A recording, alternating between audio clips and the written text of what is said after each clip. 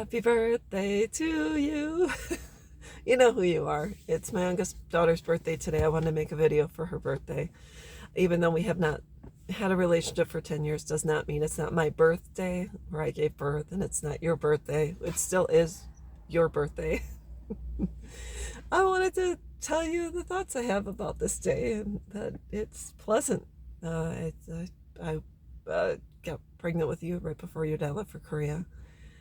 Your sister was 9 months old, and I was alone with you two. I was pregnant and had, your sister. And Dad came home for the birth. I was in labor all night long. I would lay down and have contractions, get up, and they would disappear. So the following day, I went to the doctor, and I was at 4.5 centimeters. He said that I had to be induced because my labor had ceased. And I was induced in 2 hours of severe hard labor and pushing, and there you were. Black hair and cheeks. We called you cheeks because you had 2 little cheeks. It was a little round face. It was a continual cheek. So it came out, and it was wonderful. And then your dad went back to Korea for the remainder of his tour, and I had you and your sister together. We got into a schedule fairly quickly, but you had colic from 7 to 10 every night. And we worked through it, and lots of rocking and lots of anyways, came back, and then we continued on with our lives. Went back, I don't know where we went, Fort Ord, California, probably. Had a little house on base, and you were challenging. You see the kitty litter. I had to hide the kitty litter from you. And you started to walk when you were 8 months old, and then you would run, and you were stubborn, and you'd stomp your little feet, and you'd challenge us, and you'd run away and say no. That was your favorite word, but you were sweet as pie. And I tell you, it was a joy raising you. You did really good in school. Very smart, very studious. Yeah, it was great. And then, your dad and I weren't together, and then I raised you. And as a teenager, you slept a lot with me, and we always kind of slept together. I had a king-size bed, so even when you were in high school, you hung out with me. And I remember, I don't know if you remember, but in high school, you normally spent more time with me than the kids you went to high school with. We were always together every weekend, shopping or going to festivals and things like that. And you said you'd rather be with me than, and that's just the way it was. I encourage you, go hang out with your friends. No, Mom, I want to hang out with you. Okay. So I just remember when I'd get home from work, you'd spend about an hour telling me about your day at school. And because sometimes when I get home, I just want to take a little break and decompress, and decompress. And I finally said, hey, if I ask you if you want ice cream, that means I just need a little bit of a just time just to allow my mind to rest and give me a break from, this and that. So I'd say, hey, you want some ice cream? So that meant you knew I needed a break. And then after I was able to just exhale, then I'd say, okay, let's talk. And you'd tell me all about your day, every day that happened at school. And,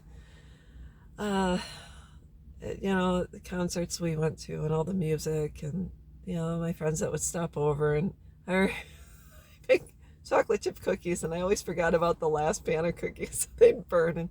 And my friend, I don't remember if you remember, my friend Ken would come over when we were on Bennett Avenue, and you would always laugh and say, oh, Mom always forgot the last pan of cookies, so they're burned. I'll fill up with smoke. But yeah, you always kept your room real clean. Your sister didn't so much. But yeah, we had great birthdays. Always fun birthdays. I'll tell you, we had, wow. I mean, I could speak for hours about this, but I wanted more than anything. I know I raised you in a home that was, where you were around people that were kind and compassionate and loving. Your grandmothers, your aunts, your uncles, and many other people that I was associated with that really, that you were exposed to a lot of kind people. And I think as a parent, the one thing you hope when your children grow up and make their own way is that they're kind to other people.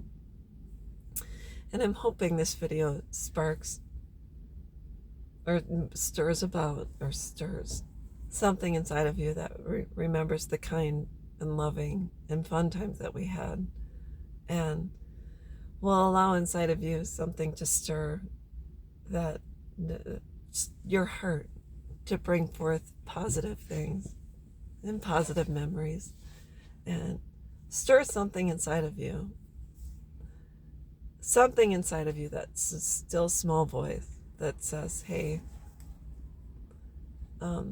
there's anyone you would like to be kind to, I'm hoping one day it would be me, and that one day I can give you a hug and be present with you on your birthday and celebrate and sing happy birthday to you, and just know that you are loved, and you have been loved since conception, and that you have been loved throughout your entire life, and that I love you, and I miss you, and I know that you're a mom, and I hope my love that I poured into you and the other people in our family have poured into you is being poured into your children as well. So that's all I wanted to say, is that today is our special day, and I know that you haven't been around for a while, but I hope this message reaches you,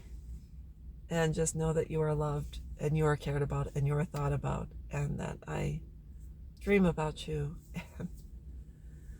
And that's it.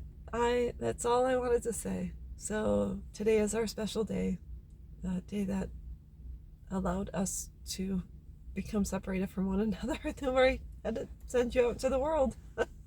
So, anyways, that's all I wanted to say. I hope you're having a wonderful day and that you have a very happy birthday. And that's it. Bye.